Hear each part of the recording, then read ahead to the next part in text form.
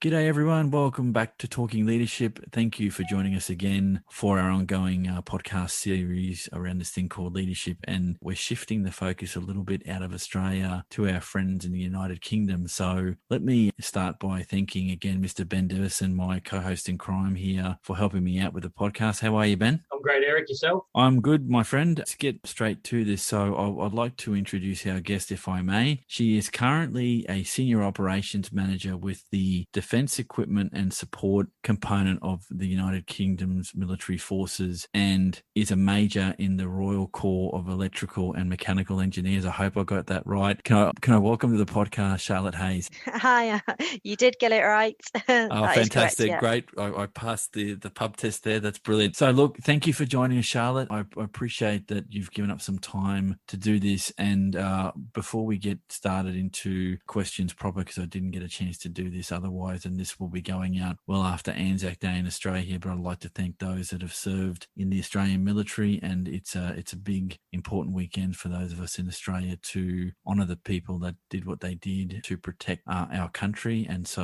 I'm grateful for that. I'll get things started by handing over to Ben to ask the first couple of questions, mate. Over to you. Great, thanks, Eric, and welcome, Charlotte. So it is an honour to speak with you, a current serving member of Her Majesty's Forces. And I just wanted to say, looking at your career and your expansive qualifications, I'm sure we're going to have a fantastic podcast. So, Charlotte, let's kick off with question number one. And as always, we'd like to understand our guest background. So can we ask you to talk us through your leadership pathway and the sort of pathway your career has taken today? I always like to touch on a quote from General Slim, which is about leaders being made, not born. Because I don't always think that we're made, or the best leaders are born. I think that we're made. Sorry, said that the wrong way around. So yeah, I don't think that the best leaders are always born. I think we're made, because I think we constantly coach and mentor and learn and develop as leaders. So if I look back to when I was at school and I try to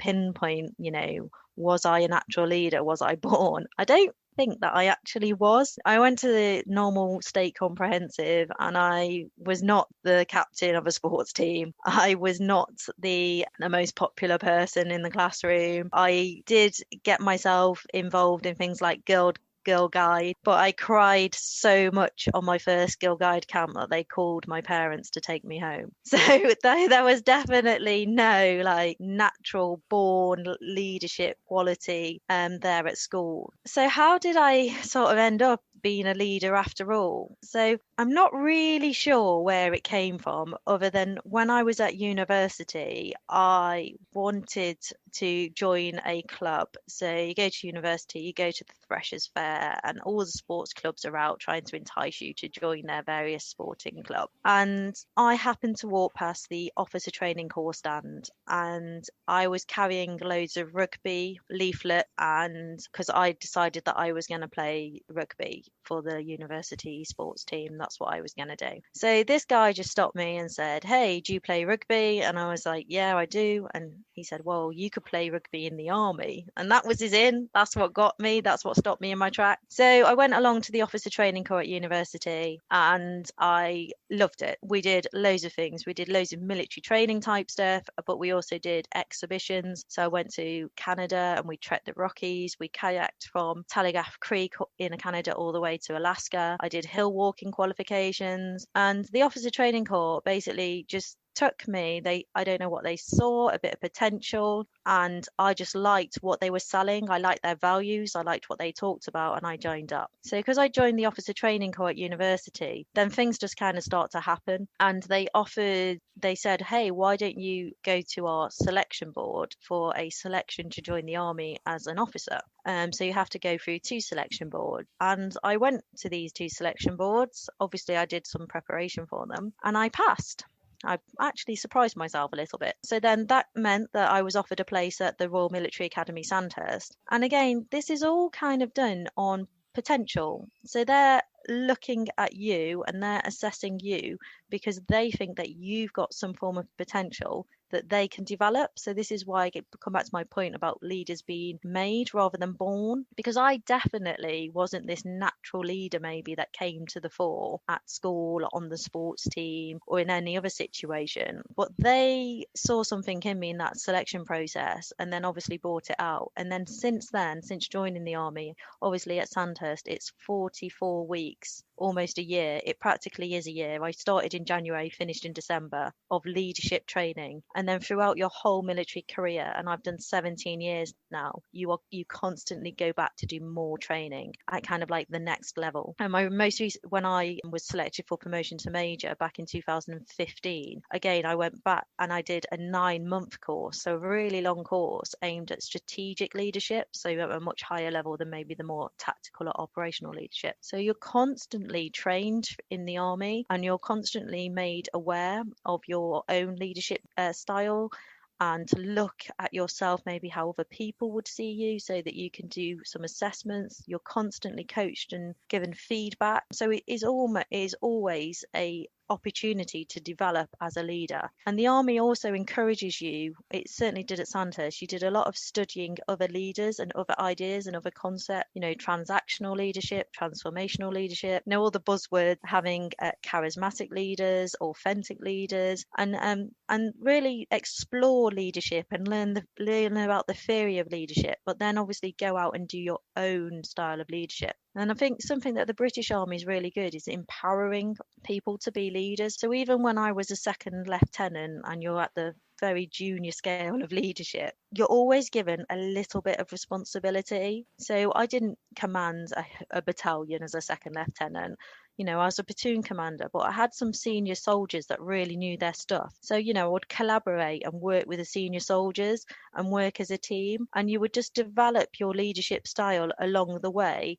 And it was kind of incremental, because the more success you had at a task or managing a small team, then you get a larger task and a larger team, or a different task or a more complex task, or a more complex team. And you're kind of like incrementally fed little tasks or groups of people to lead. And as you improve for doing that, you're obviously sort of rewarded with promotion or rewarded with feedback that you're doing a good job. And then I think as you also progress sort of through leadership, you develop your style of what suits you. Whereas I think there was times when I was definitely a second lieutenant when I was trying to emulate maybe one of those theories that I've read about, or I was trying to maybe emulate someone that I thought was a good leader that wasn't necessarily my style.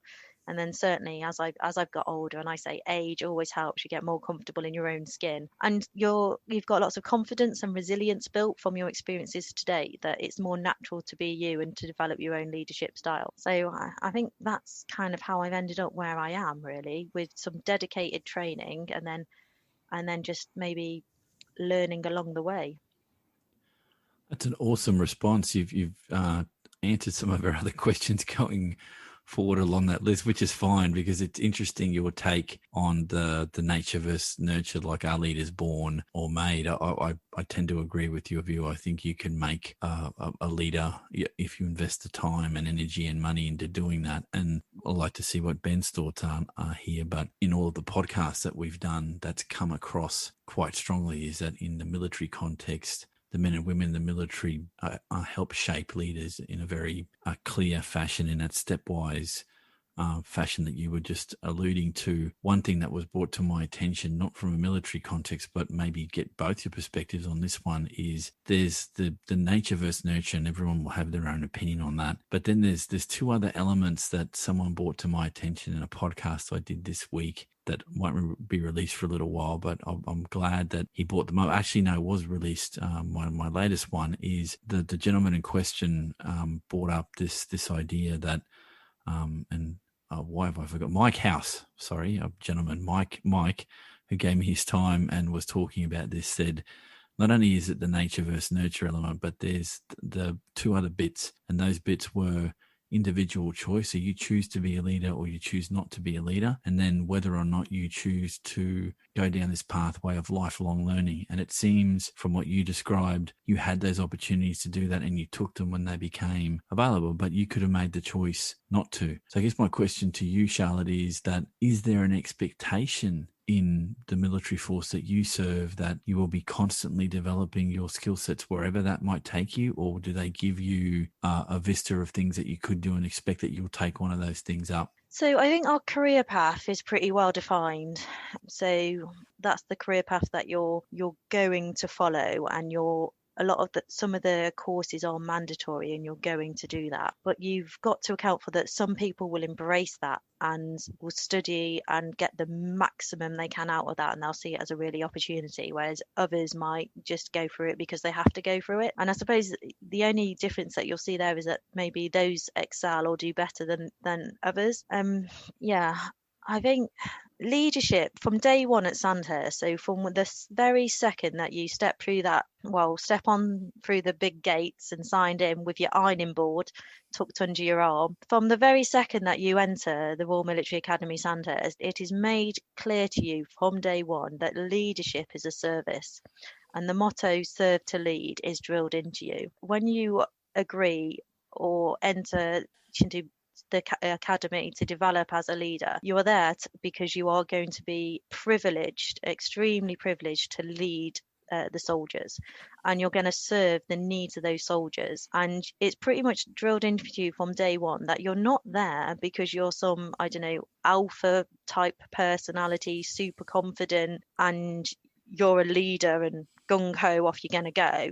It's pretty much, explain to you that you're here because you're going to serve the needs of your team. So I think from day one, because the army is a values-based organisation, if those values don't align to maybe your values and your ideas, then it's not really the place for you, and you kind of have a get out window after 5 weeks. So after 5 weeks, if you realise that those values aren't your values and that entering a life of service by serving your team isn't for you, then I suppose that's the point at which you exit, and then you can probably exit at any point throughout your career. But yeah, I think from day one you know what you're joining up for, and you won't go into that with your eyes open. And then anyone that is of the mindset where they want to get the best out of their team and work as a team and achieve together will always be open to ideas and learning, because you're just wired that way in the first place. You've got an inquisitive, curious mind. You want to know how people see things from other angles. You want your problem solvers, like even myself as an engineer, but also as an officer in the army. You find yourself into, unique situations that have never been charted before, and you need to think outside the box. You need to come up with a creative solution. So you just need to be able to have this like thirst for lifelong learning and looking at things from a different way, or else it's just not really going to work. You're going to draw stumps. Yeah, fair enough. Ben? Oh, I agree with Charlotte. I mean, I had a chuckle with the ironing board reference, because I'm almost certain when I went to the Royal Military College Duntroon, which is the Royal Military Academy's sister school here in Australia, and I do remember going through those large gates with my ironing board under my shoulder, and you effectively sign a blank check that you will serve Queen and country, you'll serve your soldiers, and you will sign up to lifelong learning. I believe the phrase was called unrestricted service. I can go anywhere, anytime, and be ordered to do anything that is morally acceptable. Those sort of commitments. But equally, yeah, you knew your career path. If you wanted to take on certain leadership roles or get certain appointments or achieve certain qualifications, you had to go down a particular path. You weren't going to be promoted to captain without certain courses being performed. You weren't going to go to battalion command without 1 year at staff college and those sort of things. And as we said offline, you're also got to tick those boxes of doing what I called SO3 paperclips roles, just to get a tick in the box that you know how defence works. So, I mean, Charlotte's point is spot on. You do sign up, in the phrase that Charlotte used, leadership is a service. Personally, I think that the Australian Army could take more from the UK Army on that approach. I always believe that I am a servant leader, always have been, particularly as a very, very young lieutenant. And again, Charlotte's point about having senior NCOs who you put your trust into to guide you and support you, I think about those senior NCOs as the guiding force in my leadership development. And I've mentioned one or two in numerous podcasts in the past, Eric. So you invest a lot of time and energy into your own development, but so does defence. I think that one military officer over 20 years is like $1 million of training. So it's a lot of work. Charlotte, you use the word alignment. I think it's a good one, that if you can't align your values to what the military expects from you, that 5-week window, you should walk away and do something else. Because if you can't be of service for the duration that you're in, however long that period is, then you're not going to have a good time of it. And if the culture, and hopefully, and it sounds like, not hopefully, it sounds like a very positive culture, that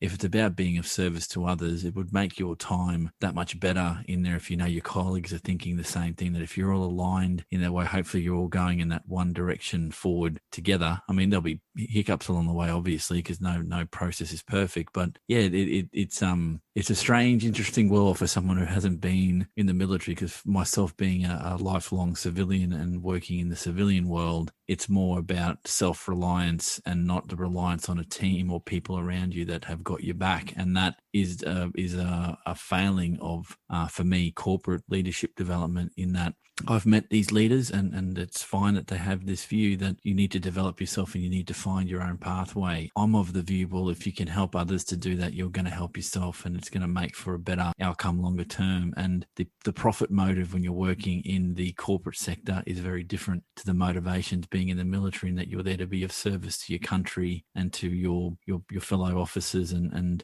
those that you lead in whatever aspect of the military you're working in, which is very different to the corporate sector. And I think it's a lot, ironically, I think it's a lot more cutthroat, the leadership game in the non-military sector, than it is in the military, because it unless I'm reading this wrong, you guys have got a lot of support coming up and learning your craft. Whereas in the private sector, you have to develop mentor relationships. You've got to get out and create your networks. And if you choose not to do that, then I think it's a harder path to follow. You got any thoughts on that, Charlotte? Yes, there's two points I want to pick up from, one from Ben and one from yourself. So values. So on your worst day, on the hardest day, when everything has gone terribly wrong, I won't use the phrase I used earlier.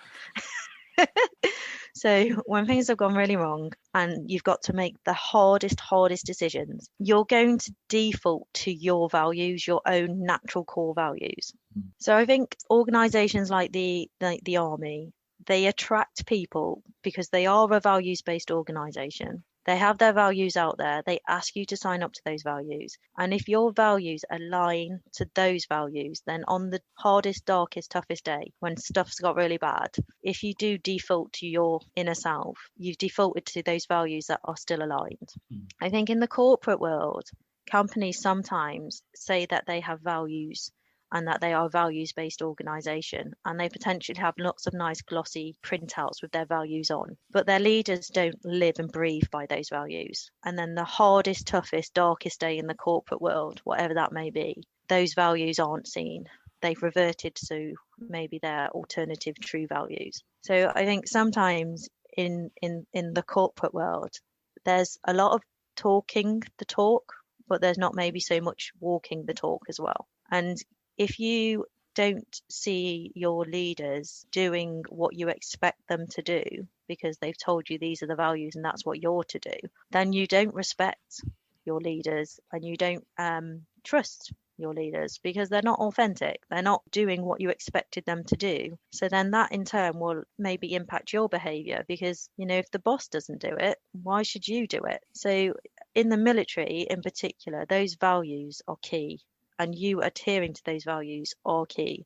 And everybody needs to uphold those values and be that role model. Everybody is that role model and you learn from everybody. And then you have this overwhelming sense of teamwork and of trust and collaboration. And also the fact that in some situations, your life actually depends on one another. And you really do need to have one another's back. That kind of helps because that brings a whole unity to the problem, doesn't it? You really have to work together because lives really do depend on it sometimes, not all the time, sometimes. So I think that being a truly values-based organization helps with that. Then the point that Ben brought up about servant leaders. So in most organizations, be it military or civilian, everybody has to follow somebody. So you could say that we're all followers. And we have in the British Army, have the concept of the servant leader. You serve to lead. But the army recently has moved away from this follower dynamic, and it believes that concept is potentially void now and there's no place for it, because we should treat everybody as a potential leader and we should empower everybody to be a leader within that team. Now, they might not necessarily lead a massive aspect. They might not lead the team. They might not be the key lead on a task, but there might be bits of that task, or like they might just oversee one person. There might be something that they're leading on, and we should give them credit that they're leading on that, and also that they're exercising their own values and they're doing all that. They're not just following, they're bringing something more to the party. And also in some situations, you've got to understand that members of your team will know more than you know as the leader. As the leader, you cannot be expected to know everything. You'll have expertise that know way more than you know, especially like in my role as an engineering officer. I can't dismantle every element of a armoured vehicle and repair all of its electronics, mechanical aspects, or even its its weapon systems on the top. But my soldiers can. So when my soldiers are needing to explain to me a situation about how long that repair is going to take, or if it even is repairable, they're kind of leading on this task now, because I actually don't know the answer. They're the expert. So in that situation, the dynamic changes a little bit. Their knowledge is leading the task. I've got the ultimate responsibility and accountability for it, but their expertise is making them sort of lead and drive the task.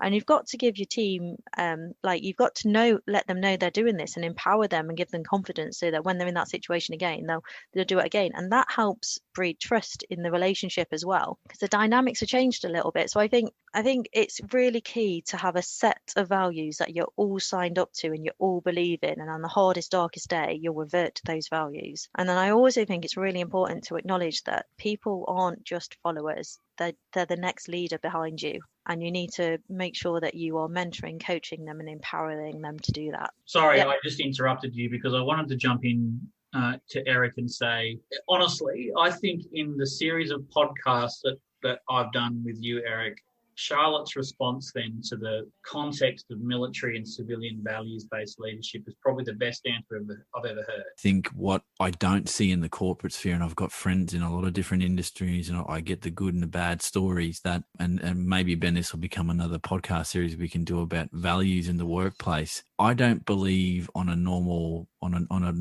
daily basis, at least in the corporate sector. I'm not going to talk for the military space because that's your expertise is, Charlotte and Ben. For me, I don't think most organizations live their values, and to be fair to them, I sometimes think a lot of corporates don't understand what their values are. And I think the schism there is when you see the values in your top leader echelons versus those that are following, there can be a massive disconnect there, where those that are in charge ultimately of making the final call will adjust their values to meeting the bottom line. And you feel free to disagree, but I think the profit motive driving business is a very different motive to yours, because you're not out to make money. Your bottom line is defending the country, watching your mates back and getting the job done, and teaching the next generation. It almost, I was going to say, it's like a creche example of you're bringing up the younglings up the chain and leading by example, and you would hope that the example is a good one. Now, I'm not for a minute saying that there aren't toxic leaders in the military like there are toxic leaders in the corporate sector. Those people exist and they're out there. I mean, I'm being realistic here. Not every leader is a good and open-minded and broad-minded leader, but the context that you paint is such different context to what I thought the military was about, that my schooling in this now is that if I walked away and I stopped doing these podcasts, that I now have a greater appreciation for what it is to come from your world back into this world. Because I think that the difficulty, and Ben's already traversed this, but if you're in the military long term and then you come out into the corporate sector, I think the shock of that move is bigger than I gave it credit for, because the environment that you're in is a very supportive, forward-looking environment. Whereas in the corporate space, sometimes it's, well, we'll drop you in the deep end and better swim, or the other option B is you sink, and that's it. And sometimes it's cutthroat to that. And I get why that happens, but the culture that you can generate in a military sense, in that military space, is very different to the corporate sector. And there's good reasons for that to be. But I think the other learning that I've been able to get out of this conversation, and ones that we've had before, is that there's such a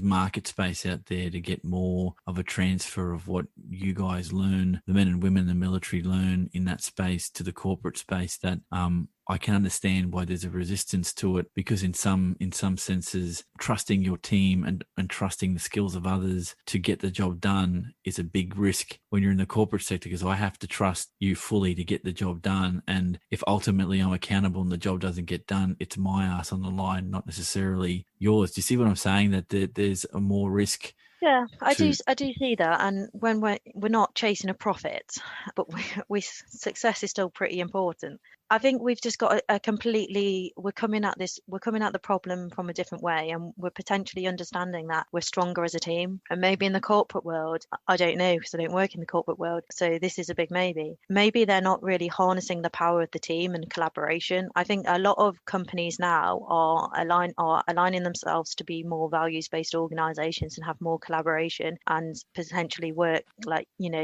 more united rather than individuals. And I think like the power of the all will always be stronger than the strength of the individual, and they potentially just need to go with that, and they need to understand that like a team of people is going to be better than one person on their own. One person on their own cannot do everything and does not know everything, and will always potentially see things from one angle, and you just need someone to look at it from a different way. I don't know maybe how companies that have always set in that behavior, that culture will change, but they've got to change. And also in the army, we don't have a blame culture. There's a really, really strong emphasis on learning from experience, identifying where things wrong and just learning from it. Don't do it again. Just that went badly, so let's figure out how we don't do that again, rather than let's blame Frank. Let's figure out why it went wrong for Frank, so that Sally doesn't do it that way next time. We've moved away from that. I suppose it's just maybe the true origins of what a learning organization needs to be. And many corporate organizations claim that they're learning organizations, or claim that they're value based, and maybe if they're not, they potentially need to look at some of the behaviours that are skewing that and look at how they can address those behaviours. What's interesting in reflecting on Charlotte's comments, Eric, is I think if you were to apply that anecdote in many respects that Charlotte said about being in that worst position possible as a leader and having to make that values-based decision. When I reflect on my career in the Army, I believe if I'd made a decision that is against my values, against the Army's values, I simply just wouldn't have survived. And I don't mean literally, I mean survived in a leadership role much longer. Whereas I do believe that in the corporate civilian context, that if someone deviates away from the company's core values in order to ensure a shareholder return is maintained, or something along the lines of keeping the company afloat, whilst there are Corporations Act requirements to do so, I think that deviation from values has far less of an impact, not only on the personal conscience, but equally the consequences of deviating from your values, which I've unfortunately seen come to the fore during the COVID economic downturn, which I found some fairly ordinary behaviours from companies that were making staff redundant whilst increasing senior management salaries and all those various things, which was just abhorrent in my view. And meanwhile, they walk past the value statement on the wall that says people first. Yeah. So I think maybe there's a point there, like that the consequence is less, but also maybe the deviation from the value, they'll argue was the right thing to do because it resulted in whatever they needed to achieve. Yeah. So I think the consequence is potentially less, but also they'll be able to claim that straying from the values was the right thing to do because this is the outcome. Whereas in the military, you're rewarded against our values, but you're also disciplined against those values. Yeah. So there is a bit of carrot and stick there.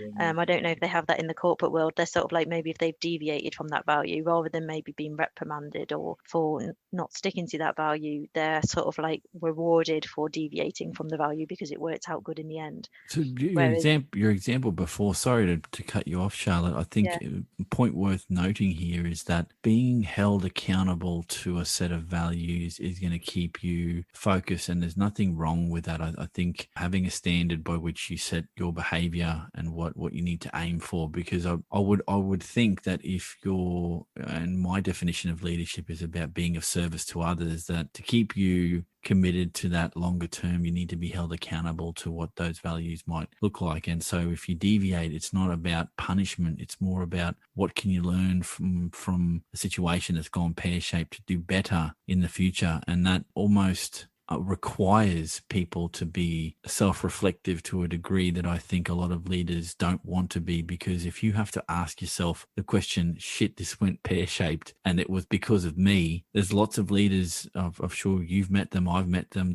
that don't have that level of self-reflection to go, ultimately it was me, I need to do something different, because it's really putting your ego out there. And a lot of people aren't prepared to trample on that because they just don't want to have the conversation. Maybe it's something that I did. And I think experience, and this has come out in this podcast and many of the others that have, guests that I've spoken to that haven't had a military background, that say that you learn these things as you go, and experience is one of those teachers that you have to have that experience to learn some things, and you're not going to get that straight away, because you would assume that if you accept the premise that we're all human and we're going to make mistakes, that hopefully you learn from some of those mistakes. Hopefully they're not catastrophic mistakes as you go along. And I think the difference, when we're talking about differences between the two worlds in which we might operate, in the corporate world, if you make a catastrophic mistake, it could cost you a job, but that's it. In your context, if you're out in the field, or you're in a position where you're out and your life depends on something, you make a catastrophic mistake, your life could end, or the lives of others could end. So that pressure, I think, when you talk about trying to make the best, most informed decision, at times depends on the context. In the corporate world, it's not going to cost you a life. In the worlds that you run, it could cost you your life. It does. I mean, yes, we are in very pressured situations. So there's every day, there's like what I like to call the in-barracks leadership. So they were in the office, not deployed in the field or not deployed on operations leadership. The in-day, everyday leadership that you have to do of your team, which you would do of in the corporate world. And there's a lot of crossover there, so there's a lot more things into play, because life's a bit more normal. Soldiers are going home every night to their families, and their children, and they've got all the daily pressures of paying the bills, looking after elderly relatives, or running the kids to football clubs. They've got all the normal life pressures, but they've still got to come into work sort of like 8 till 5 every day and do their day job. And they still need leadership in those roles, and all the sort of like daily tasks that you do when you're not doing your maybe being deployed in operations.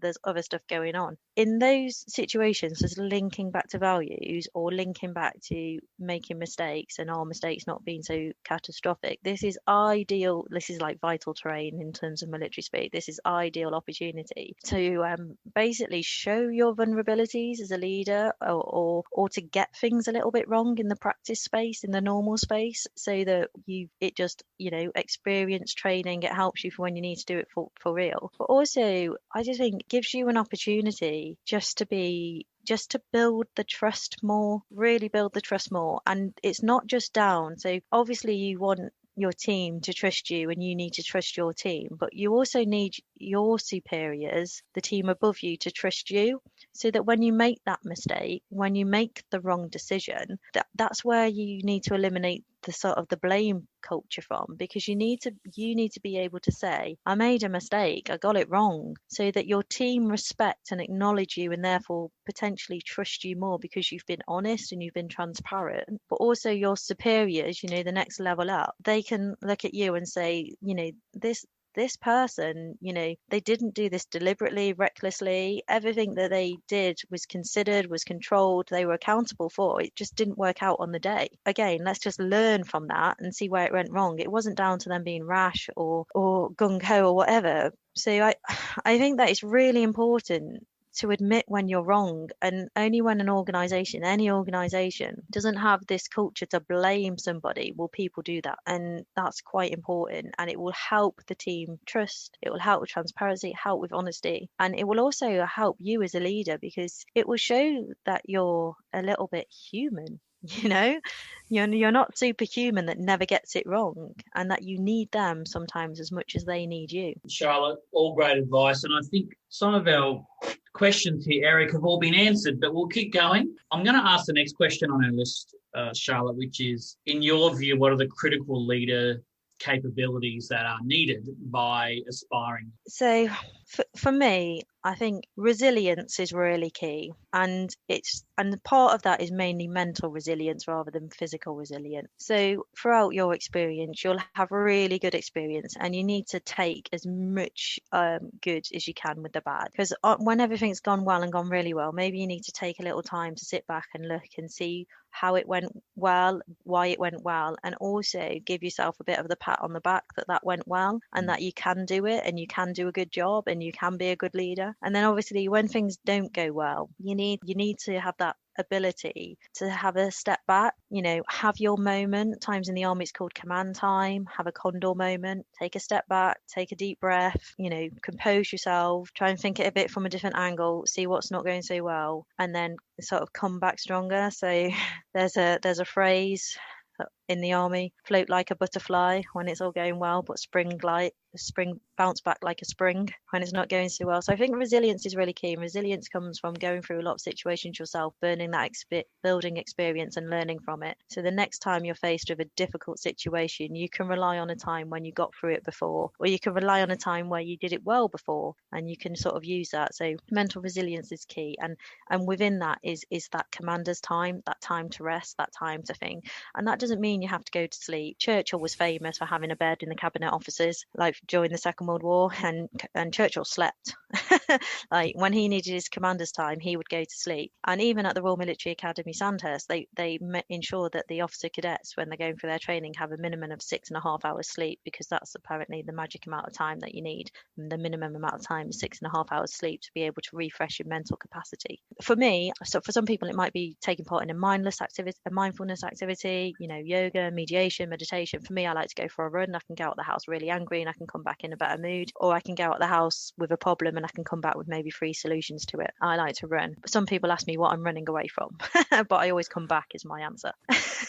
So resilience is key for me. And the next quality for me is, I think that if you're very lucky to be in the position of a leader, then you really need to be true to yourself and your values. It's a hard day in the office when you're being you, let alone if you're trying to take on someone else's values or be somebody else. So you've really got to be authentic. And that means, another Slim quote, leadership is just plain you. So you've got to just be you. You can't, it's such a hard work. It's draining to try to be anybody else. And when we've talked about it before, on that darkest day, that hardest, toughest day, you're going to revert to being you anyway. So you need to be you, authentic and honest, and I think that's key. So my next one is authenticity, and to do whatever you would ask your soldiers to do.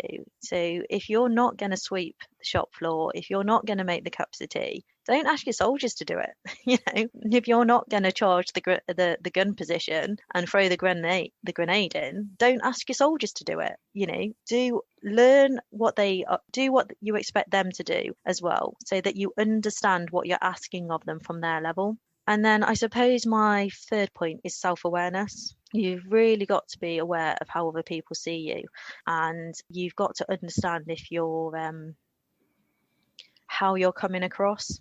So I think if you need to be self-aware and have a high level of emotional intelligence to understand how other people see you and how you're seen by other people, and to basically make sure that you are coming across as authentic as you want to be.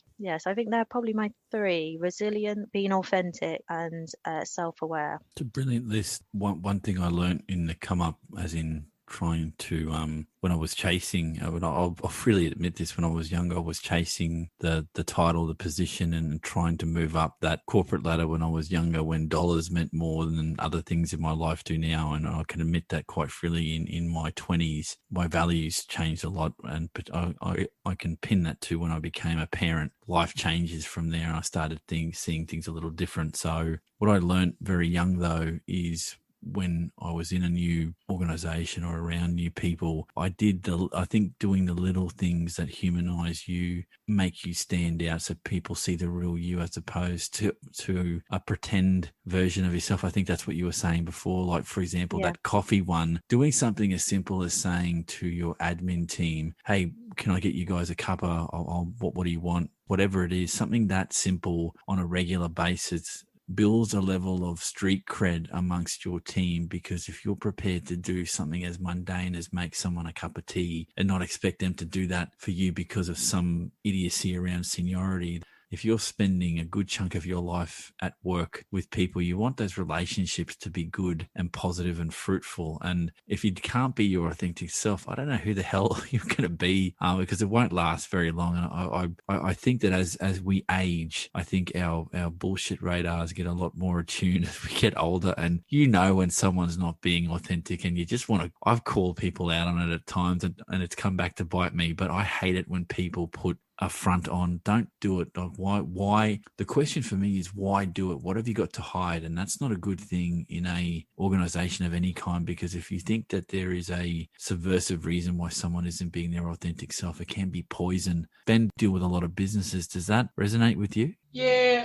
absolutely. And the point I make about that is that it would be bloody hard to pretend to be someone else for a long, long time. You know, mind you, actors do it for a living. But if you're not yourself, you are quickly found out. And it will often be at the worst time where something is riding on your performance or something like that. But sadly, I think many people are themselves, much to the detriment of an organisation. You know, it's one of those things around the corporate sector that I struggle with in many respects, is the promotion of technical experts without any leadership skills, qualifications, or anything at all, and invariably are quite inept at managing others. But the worst of that is actually those who can't admit those very concepts. And then they try to stumble through their leadership pathway or role and often leave a trail of destruction behind them. But at the risk of sounding cynical, there's equally an amazing array of great leaders in the corporate sector, and we've actually spoken to a few. And they are themselves. They are vulnerable. They are funny. They are engaging.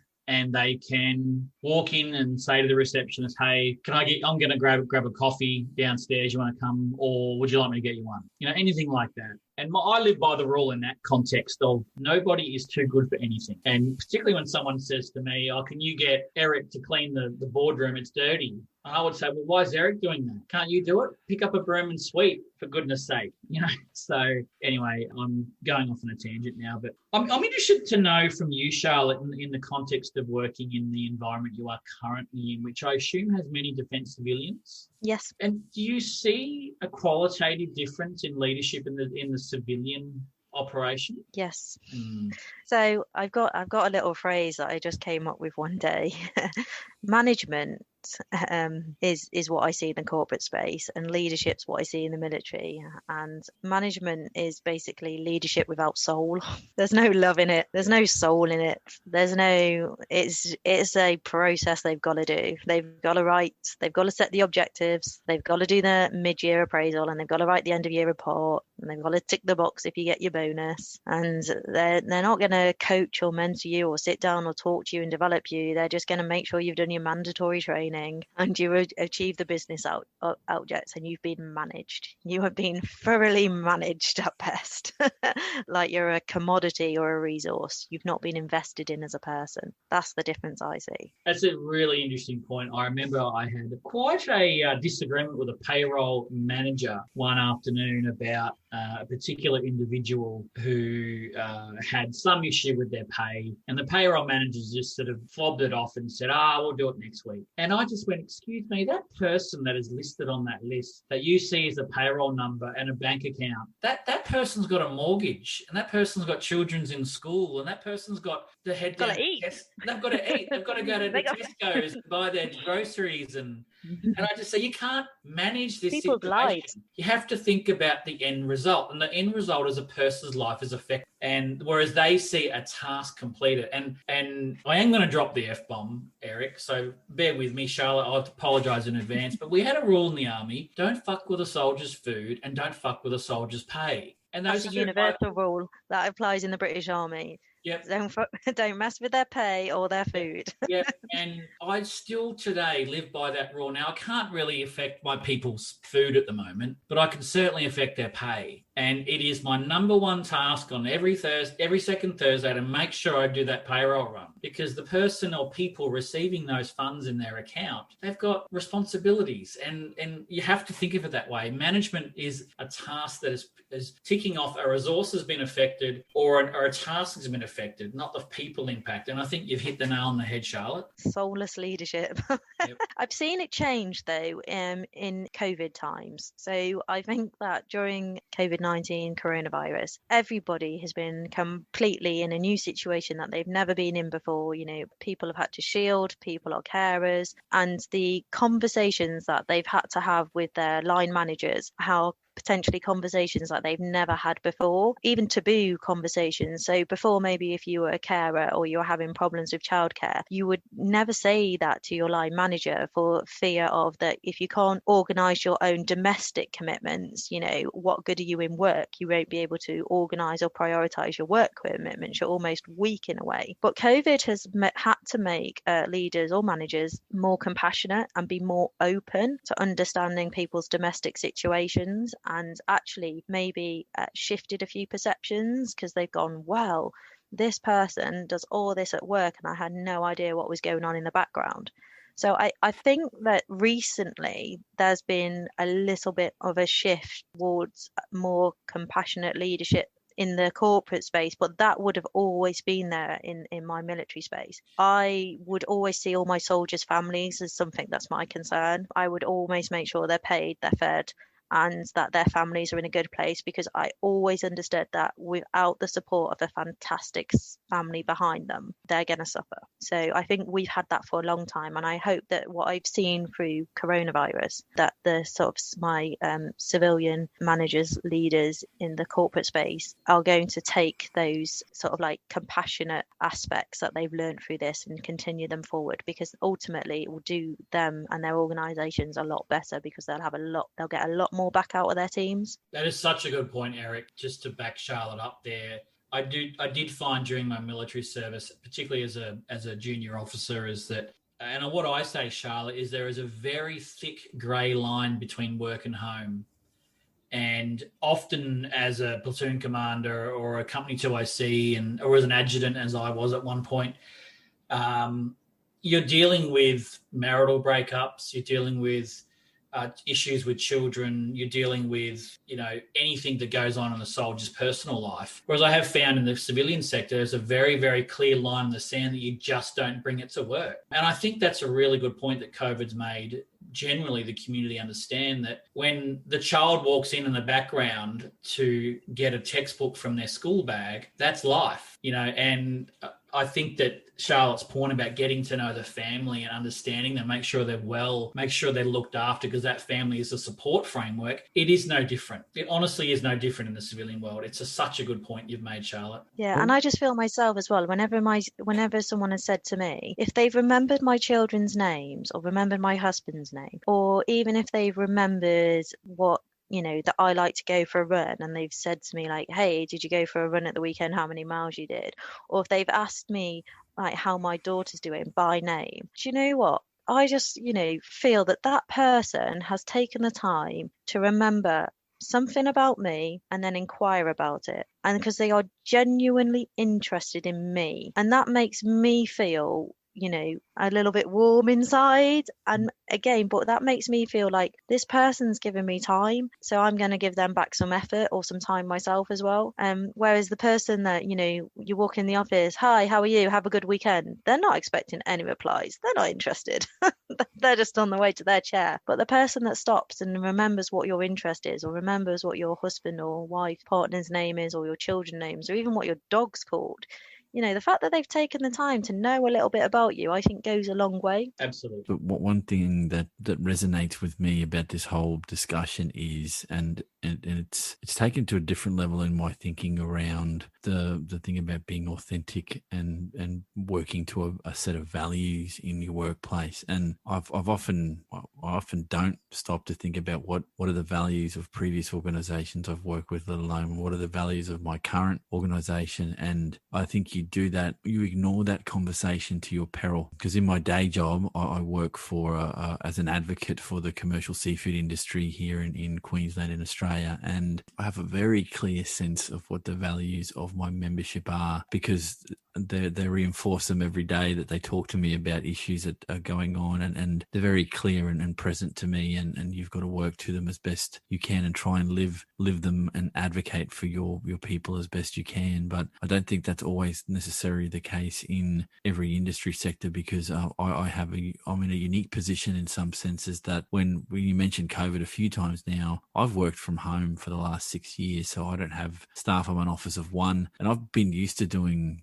calls, teleconferences. I've been used to this for quite some time. So when COVID hit, it wasn't a big deal for someone like me who's been working from home and doing of this kind of work fairly regularly. But it took a while to understand that some people didn't have this as an ongoing work environment. Suddenly they've had to meld the world of work with the world of being at home or having kids at home because the schools are shut down. And I think it's forced everyone to have a rethink about how certain things work in that world of work, and we can't get away from it because that's just the scenario that we're in. And not that COVID has been a good thing, but if it's done anything, it's shaken up what people conceive of what work means and what good leadership looks like. And if you're a LinkedIn tragic like I am, and you read some of the posts that go on there, there's been good, bad, and indifferent behavior from businesses of all kinds through COVID, because I think everyone got taken by surprise about what this has meant to how we operate in a business, let alone how we do the leadership question. And I am sure, I can bet you for the next 10, 15, 20 years, we're going to have books written and movies done around what did we do through COVID and how did we get through it. And I'm sure there's going to be some colourful pictures and narratives painted about how well we got through it. I've seen some of the crap that's on social media around this COVID stuff, and some of it has been done very badly, and not because people are badly intentioned. I think how we lead and how we see others in this space has changed a bit. It's just a personal view. I'm sure it will normalize at some point, but we're 2 years into this thing now. Hopefully we're not going to be talking about COVID in the next 5 years, but I have my doubt that this is going to be around for a long time. So we're in a very different headspace. And I think with the military as well, I mean, there's going to be changes for how you guys maybe operate as well through COVID, because if this thing gets worse over time, we might be spending a lot more time at home and not in your office spaces. So you're going to have to get used to working different. Just an observation I'm seeing from the world of LinkedIn, which is an interesting place to be. What's interesting, Derek, on that point is to go back to one of the points Charlotte made right at the start. The reality is that there were leaders that were faced with their darkest hour. There were businesses likely to close. There were projects that wouldn't be delivered. There were businesses that were forced closed by government-mandated lockdowns and those sort of things. Leaders faced their darkest hour, and their leadership came to the fore, or it didn't. That's what Charlotte said from the very start. Yeah. Now, I think you may have been speaking from a very, let's talk about being in operations and being in a forward operating base and being overrun or whatever. But at the end of the day, the civilian world faced and continues to face some of their darkest hours. And we've been fortunate enough to talk to some fantastic commercial leaders who have really shown their skills, and equally I've unfortunately heard of others that just don't. So, we circle back to some of the initial points Charlotte made, and it's we're seeing it daily. Yeah, agreed. Look, Charlotte, Ben, this has been an awesome conversation. If we can round things out, and we usually do this, we've done this with all the podcasts, Charlotte, some final thoughts. So I might hand over to you. Any final thoughts of pearls of wisdom you might have for those that are listening to this podcast? Oh, I suppose it's more like, what are my sort of top tips, really, isn't it? So my top tips really is be you. We've already discussed that leadership is hard anyway.